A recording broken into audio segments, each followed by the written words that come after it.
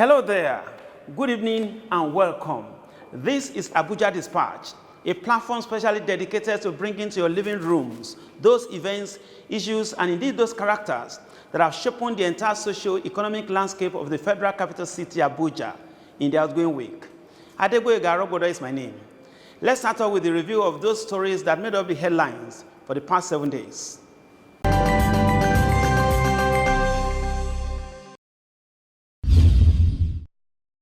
The motorcade conveying the Netherlands Prime Minister Mark Rutte arrived the forecourt of the presidential villa at exactly 11 o'clock Tuesday morning.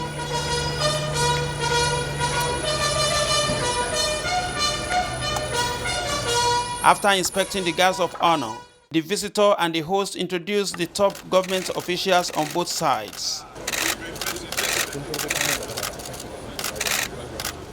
And just after that, the two leaders went into a closed-door meeting in company of principal officers and top brass of the foreign affairs ministries of both nations. In a communique released after the interface, the two leaders agreed to review the progress that has been made towards deepening the bilateral relations as contained in the Memorandum of Understanding that was signed by the respective foreign ministers in The Hague in July 2018. Nigeria further confirms its commitments to continuing reforms for a conducive business and investment environment, while the Netherlands pledges to continue assisting Nigeria for an increase in agricultural productivity, especially horticulture, seed, and sustainable palm oil production. President Buhari and Prime Minister Rutte also reiterated their commitments to the fight against human trafficking, appreciating the close collaboration between both countries in supporting the victims. Noting with concern the challenging security situation in West African sub-region and Nigeria, the Netherlands acknowledged the sustained efforts of Nigeria in the fight against insurgency and in countering violent extremism.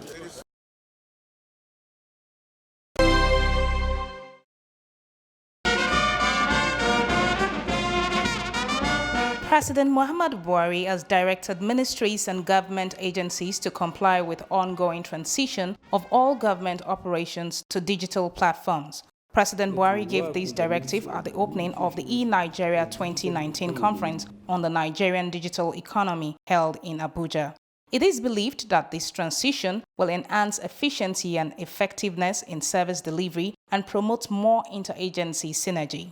President Buhari insists that the switch to digital economy was no longer optional for the MDAs, following the launching of the e-government master plan, which will drive and guide the process. Other stakeholders at the event applauded the recent diversification of the national economy, the result of which has made ICT a lead driver of the gross domestic product over oil and gas with 13.5%.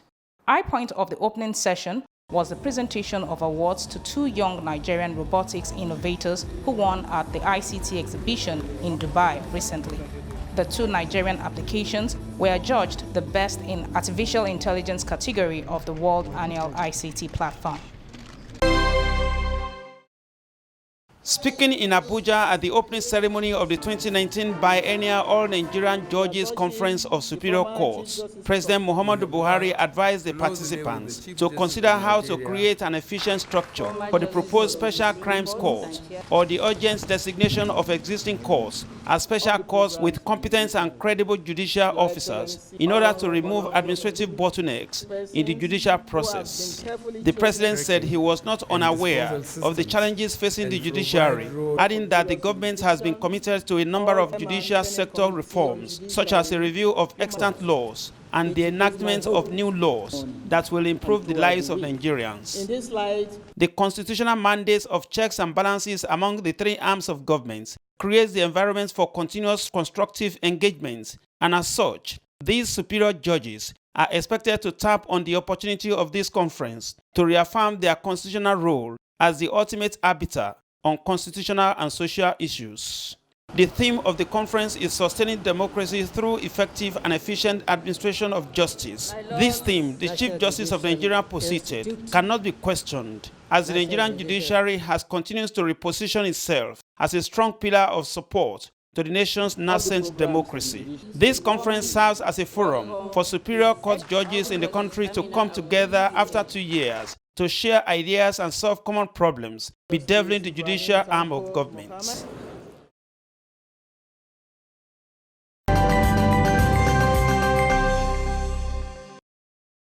Thanks for staying with us. According to statistics, Nigeria makes up 2% of the world's population but accounts for 14% of the global maternal death burden.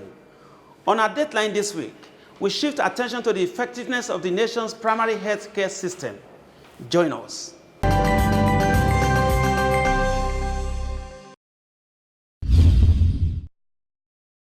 Primary healthcare, as conceptualized by the Alma Ata Declaration of 1978, is a grassroots approach towards universal and equitable healthcare for all. The model was to address the main health problems in communities all over the world in order to achieve universal healthcare by providing accessible, preventive, curative, and rehabilitative services. It is the first level of contact of individuals, families, and communities. Since Nigeria was among the 134 signatories of this historical proclamation, a strong healthcare development strategy was initiated by the primary health system as the cornerstone. In order to sustain the PHC agenda, the National Primary Healthcare Development Agency was established in 1992.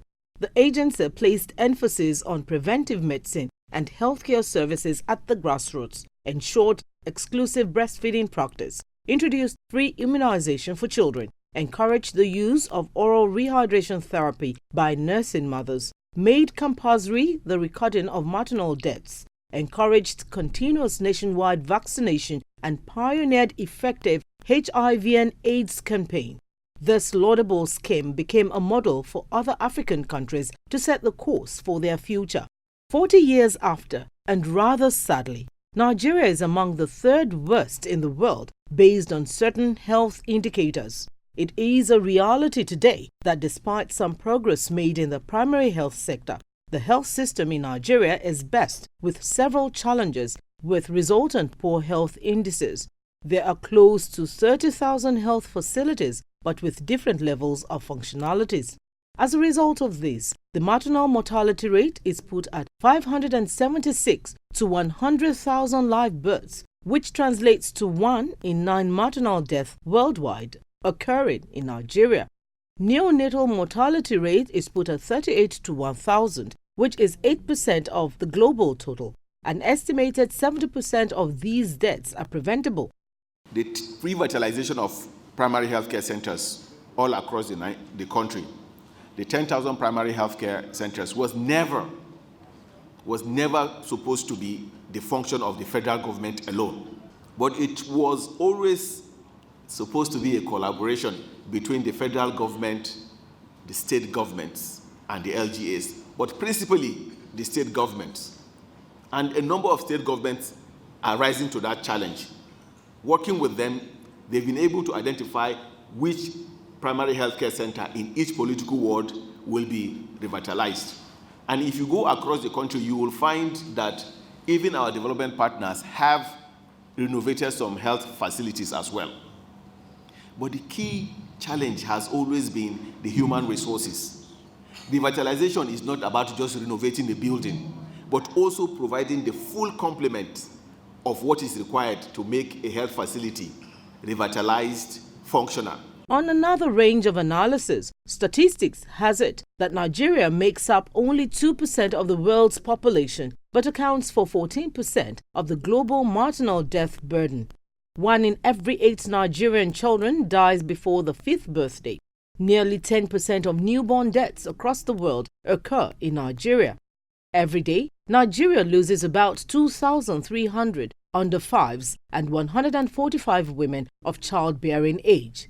These are scary, but they are factual. When this government came in 2015, Mr. President raised an alarm and said he was not satisfied with the state of primary health care.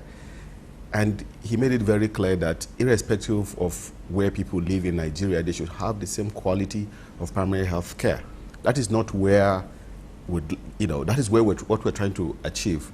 So the state of primary health care in Nigeria did not start in 2015 in terms of the deplorable state of some of the primary health care centers. It's something that's been there for several decades. The rot has been there. But with this administration, government made it very clear that it was not acceptable that Nigerians continue to die from preventable diseases in our communities.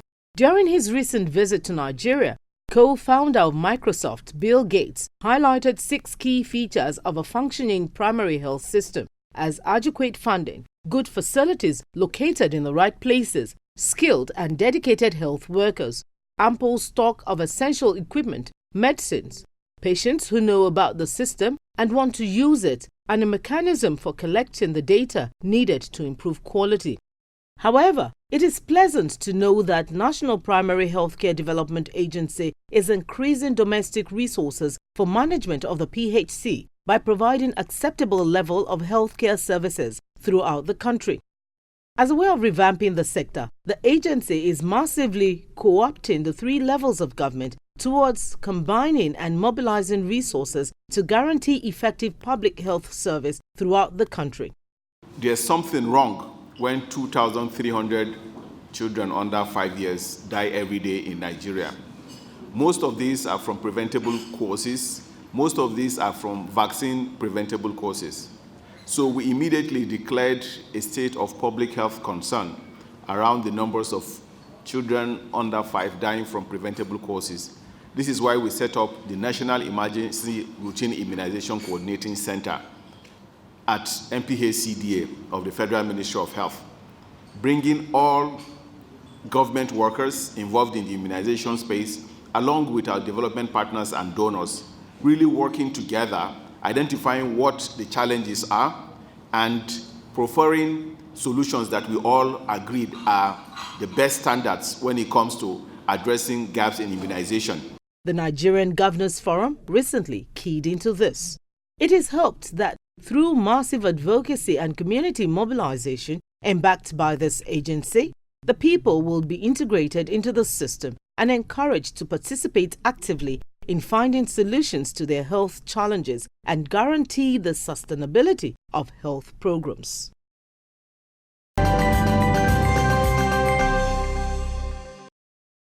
The hate speech bill has passed the second reading on the floor of the Senate. On Split Views this week, we look at the pros and cons of this controversial bill. Join us.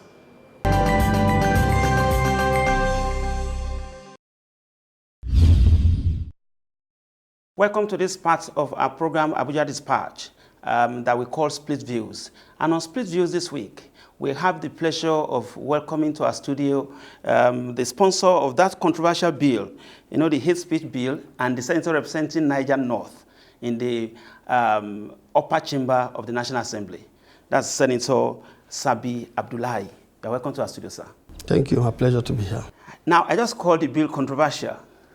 Why do you think it has been so much, it has been generating a lot of controversies across the polity since you raised that bill on the floor? Well, like I said, thank you very much for having me.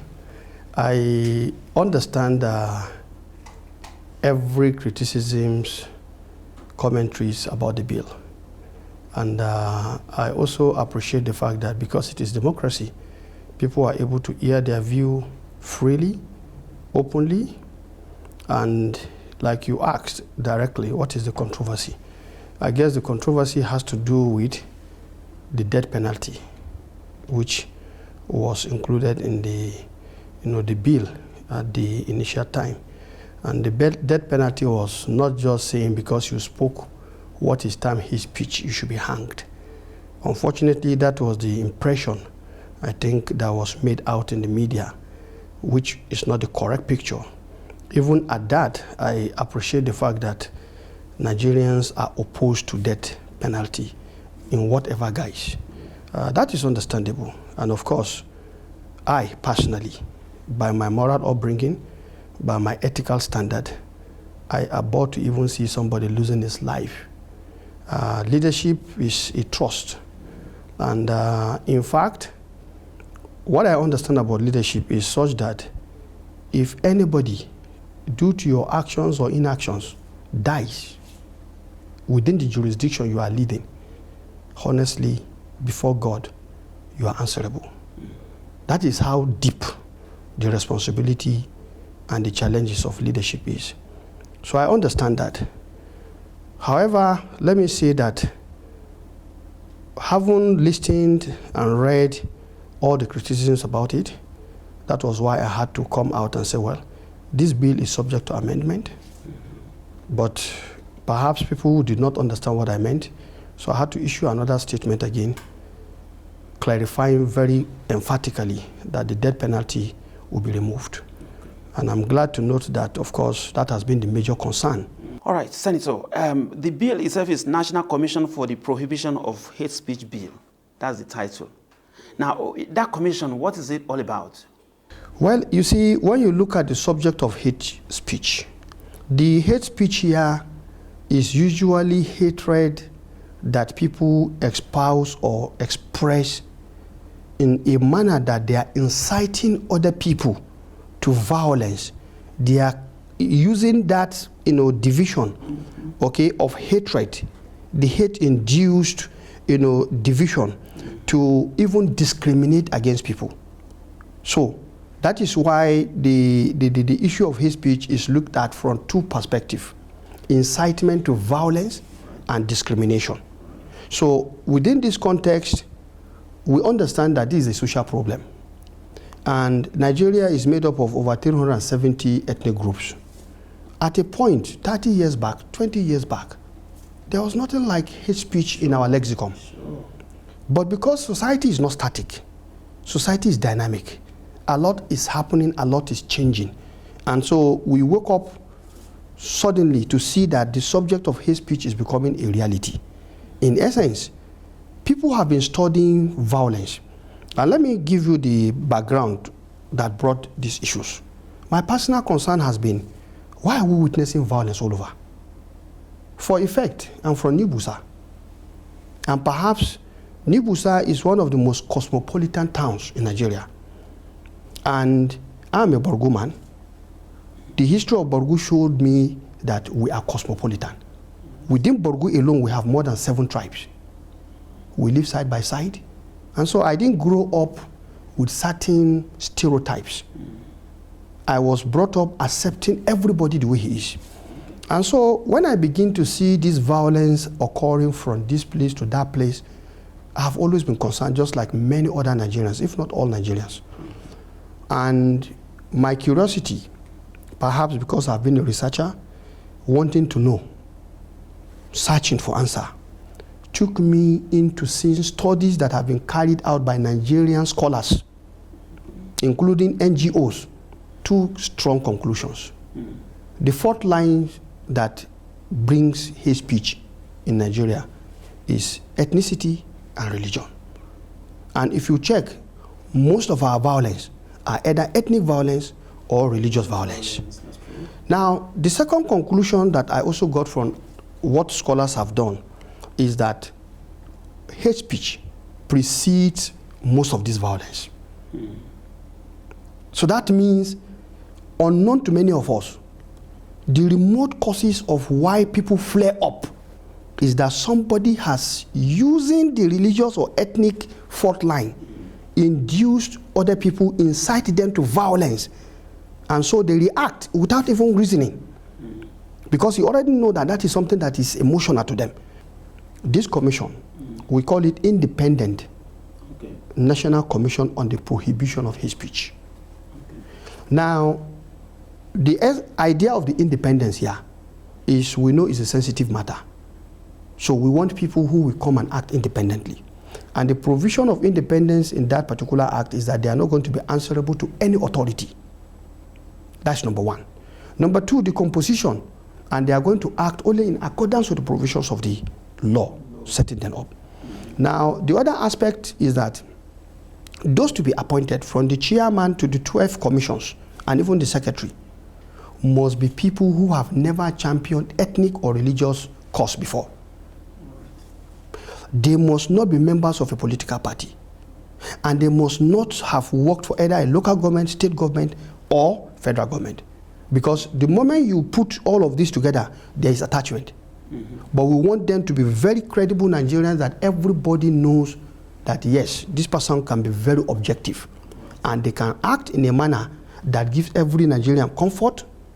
Now, what are they to do? What they are to do is there is provision for complaints to be laid, because hate speech builds up. And so when these things build up to the point in which the incitements become so strong that people take to violence, the moment people begin to see this, they can now bring their complaint formally, and the commission can now, through the process that we have provided for them, carry out investigation, invite the people, parties involved, and try to see what can be done to ameliorate or resolve whatever crisis. Now, most Nigerians are of the view that, I mean, where do we put the demarcation line between hate speech and freedom of speech? We have another bill on the floor right now. There's the social media bill. Now, and many people are thinking that these things are gagging the speech values of Nigerians. How will you clarify this briefly, sir?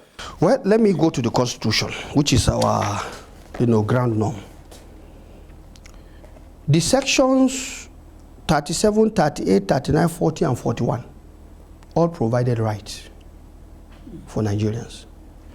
And this is where, with respect to section 39, which talks about right to freedom of expression and the press. Now, section 37, right to private and family life. Section 38, right to freedom of thought, conscience, and religion. Section 40, right to peaceful assembly and association. And 41, right to freedom of movement. Now, having donated all these rights, the same Constitution at section 45 says, nothing in section 37, 38, 39, 40, and 41 of this Constitution shall invalidate any law that is reasonably justifiable in a democratic society. And it provided two, explanation. A, in the interest of defense, public safety, public order, public morality, public health, or for the purpose of protecting the rights and freedom of other persons. Now, let's ask ourselves one question. When there is this kind of ethnically or religious induced, violence, and some people lose their life, those of them that die, can they enjoy any of these rights? What happened to the same Constitution that says in section 33, the right to life? Did they commit any offense when they are brutally murdered? They did not commit any offense. So for being a particular tribe and somebody feeling that he has hatred for that tribe, he has incited and caused violence, the man will not pay the supreme price.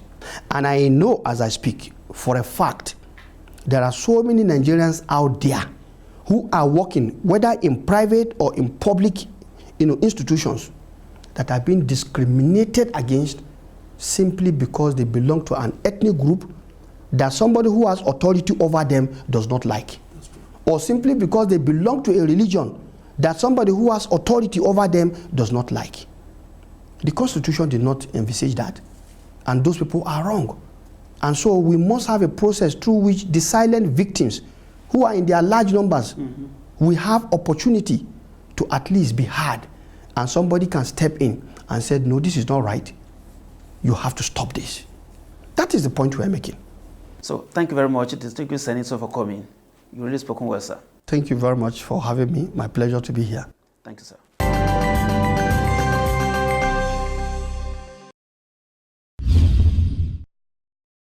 I think we need to know that globally we are in a space where hate speech has reached an all-time high, and so any checks and balances that we can put into a society, into a country, into a region to bring an end to that is welcome. So again, the way that the legislation is being followed to try to put that in place, I think is commendable.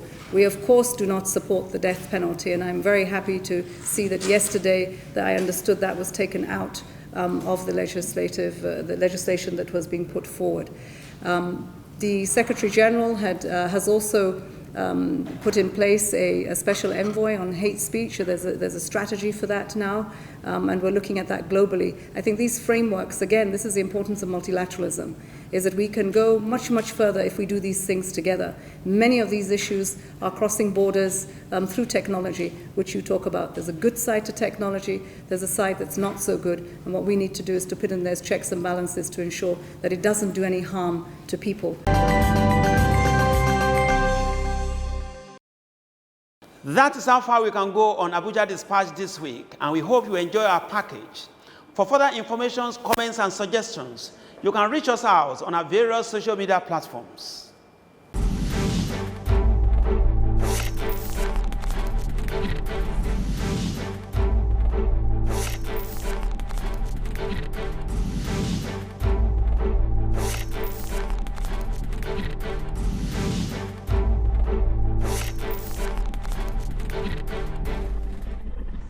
Thanks for giving us your moment this week on Abuja Dispatch. A week from now, we'll give you another refreshing package. Same time, same station.